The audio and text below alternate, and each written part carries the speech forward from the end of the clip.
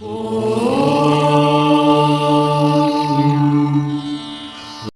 சிவாய நம்ம ஐயா. ஐயா திருவண்ணாமலையில நான் இப்போதான் உங்களை கேள்விப்பட்டேன் ஐயா. நீங்க இந்த திருவண்ணாமலையில நிறைய இறை தொண்டு செய்யறதா கேள்விப்பட்டேன் ஐயா.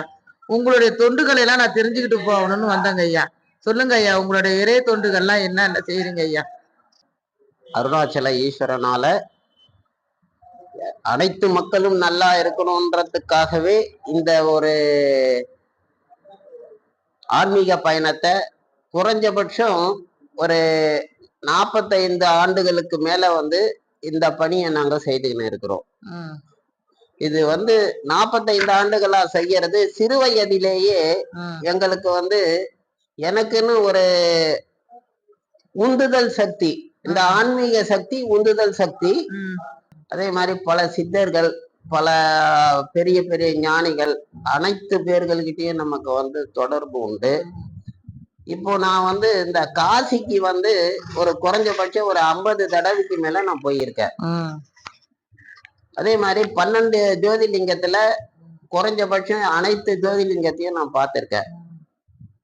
இந்த அனைத்து ஜோதிலிங்கம், அதே மாதிரி தீர்த்த நீராடல், அனைத்து நதிகளிலும் தீர்த்த நீராடலும் உண்டு. சித்த வாக்கு சிவன் வாக்குன்ற மாதிரி நான் பக்தனா இல்லாத பித்தனா சுத்தின்னு இருக்கிறவரு. சித்தமெல்லாம் நமக்கு எந்த நேரமும் சிவன் சிந்தனையுடன் என்ன செய்யலாம், ஆன்மீகத்துல எப்படி எடுத்துன்னு போகலாம், இத மட்டும்தான் நாங்க குறிக்கோளா வச்சு செய்துன்னு இருக்கிறோம். இதுல இப்போ தற்சமயம் தமிழ்நாடு இறைப்பணி சேவா நல சங்கம்னு இந்த இறைப்பணியை அனைத்து இந்த சிவனடியார்களையும் ஒன்றிணைக்கணும். தமிழ்நாட்டுல இருக்கிற அத்தனை சிவனடியார்களையும் ஒன்றிணைச்சு நாம இப்படிதான் வாழணும். இந்த சிவனடியார்களுக்காக இப்போ அனைத்து பேரும் ஒவ்வொரு விதமா எல்லாருமே வாழ்ந்துன்னு இருக்காங்க. அப்படிலாம் வாழக்கூடாது. சிவனடியார்களை பார்த்து பொதுமக்கள் வணங்கணும். அவங்கள பார்த்தா ஐயா சிவனடியார்கள் வணக்கம் சொல்லி அவங்க கிட்ட போகணும் வழியா, இவங்க எக்காரணத்தை கொண்டும் அவங்க கிட்ட யாசகம் கேட்காமல் இவர்களுக்கு தேவையான உணவு 3 வேளை இருந்தால் போதும், இல்லை என்றால் ஒரு வேளை உணவு உண்டு, ஒரே ஒரு வேளை உணவு உண்டு, சிவசிவா சிவசிவா சிவசிவா என்ற நினைப்போடு வாழும் போது இறைவன் கண்டிப்பாக சிவன் உங்களிடத்தில் சிவசக்தியாக உங்களுக்கு உறுதுணையாக இருப்பார்.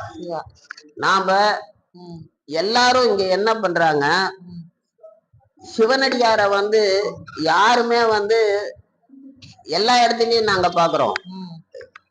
நார்த் சைட்ல இருந்து எல்லா இதுலயும், காசிலையும் சரி, எல்லா இடத்துலயும் சரி, பலவாறு உத்ராட்சங்களை அதிகமா போட்டுக்கிறாங்க. ஒரு உத்ராட்சத்தை நம்ம போட்டோம்னா அந்த உத்ராட்சத்தை தொண்டையில இருக்கிற தொண்டை குழியில இருக்கிறப்போ நமக்கு பொய்யை தவிர உண்மையை தவிர பொய்யே வரக்கூடாது. பொய் வரக்கூடாது.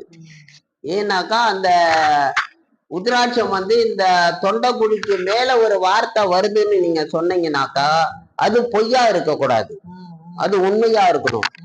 நம் சுயநலத்துக்காக உத்ராட்சத்தை அணியக்கூடாது. இது முதல் பாயிண்ட். நம் சுயநலத்துக்காக உத்ராட்சத்தை அணியக்கூடாது. உத்ராட்சத்தை அணியாமலும் நீங்கள் சிவபக்தராக இருக்க முடியும். நீங்கள் சொல்லும் செயலும் ஒன்று போல் இருந்தால் உங்கள் வாக்கு பலிக்கும். நீங்கள் இறைவனை நாடி அவன் பாதத்தை தேடி நீங்கள் செல்ல செல்ல உங்கள் இறைவன் யாராக இருந்தாலும் சரி, நீங்கள் எந்த தெய்வத்தை வணங்கினாலும் சரி, அம்பாளாக இருந்தாலும் சரி, ஈசனாக இருந்தாலும் சரி, பெருமாளாக இருந்தாலும் சரி, அல்லது முருகனாக இருந்தாலும் சரி, விநாயகனாக இருந்தாலும் சரி, அனைத்து பேர்களுமே ஒவ்வொரு ரூபத்தில் ஒவ்வொரு மனிதனுக்கு நம்பிக்கை ஊட்டுகிறார்கள். அப்படி இருக்கும்போது இவர்தான் பெரிய கடவுள், அவர்தான் பெரிய கடவுள் என்பது எதுவும் இல்லை. சிவ குடும்பம் என்பது என்ன? சிவ குடும்பம் சிவன், பார்வதி, விநாயகர், முருகன், சிவ குடும்பம். இதற்கு அடுத்தாற் போல இவருடைய மைத்துனர் என்று பரந்தாமன் இருக்கிறார். இவருடைய மைத்துனர் என்று பரந்தாமன் இருக்கிறார். இவருடைய என்று பிரம்மா இருக்கிறார், படைப்பு கடவுளாக. அப்படி இப்படியாக ஒவ்வொரு ரூபத்தில் ஒவ்வொரு ரூபமாக மனிதன் எப்படி நீங்கள் ஒரு குடும்பத்தை செயல்படுத்துகிறீர்களோ, தாய், தந்தை, பிள்ளை, தம்பி, அண்ணன், அக்கா என்று எப்படி நீங்கள் உறவு முறைகளை வைத்துக் கொள்கிறீர்களோ, அதே போல தெய்வங்களும் அதற்கு ஏற்றால் போல வைத்துக் கொண்டிருக்கின்றது. இந்த இந்த வழிமுறைதான் இப்போது நாம் அனைவரும் பின்பற்றுவது இல்லை. யாரும் பின்பற்றுவதில்லை.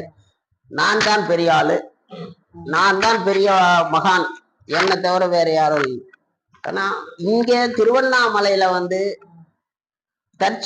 தற்காலத்தில் இத அத்தனை பேருமே முன்ன சித்தர்களாக இங்க இருந்துட்டு வளம் வந்த அத்தனை பேருமே இதனுடைய வைப்ரேஷன் இந்த திருவண்ணாமலை வைப்ரேஷனே நீங்க ராத்திரி 12 மணிக்கு நீங்க ஒண்ணுமே இல்ல, ஒரு மொட்டை மாடியில எழுந்தா போங்க.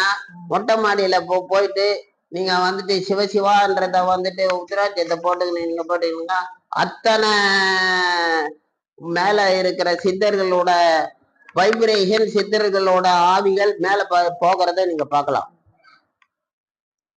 அத உண்மையிலேயே உணரும் சக்திகள் மேல இருந்து நீங்க அதை மன சிந்தனையோட இருந்தால் அதை நீங்க பார்க்கலாம். அப்படி நீங்க அதை பார்க்க முடியாதவங்க இங்க எல்லாரும் கீழே உட்காந்தீங்கன்னா அங்க நம்ம குளிர்றது போறதுன்றது. அதே மாதிரி கொல்லிமலையில போனீங்கன்னா கொல்லிமலையில பல சித்தர்களை நீங்க கண்கூடாக பார்க்கலாம். அதே மாதிரி வெள்ளியங்கிரி மலையில போனீங்கன்னா கண்கூடாக பல சித்தர்களை பார்க்கலாம். அப்போ நம்ம மனம் ஒன்றி போய் நம்ம அந்த ஒவ்வொரு நிகழ்ச்சியும் நாம செய்யணும். உணவு, இறையை தேடினால் இறை கிடைக்கும்.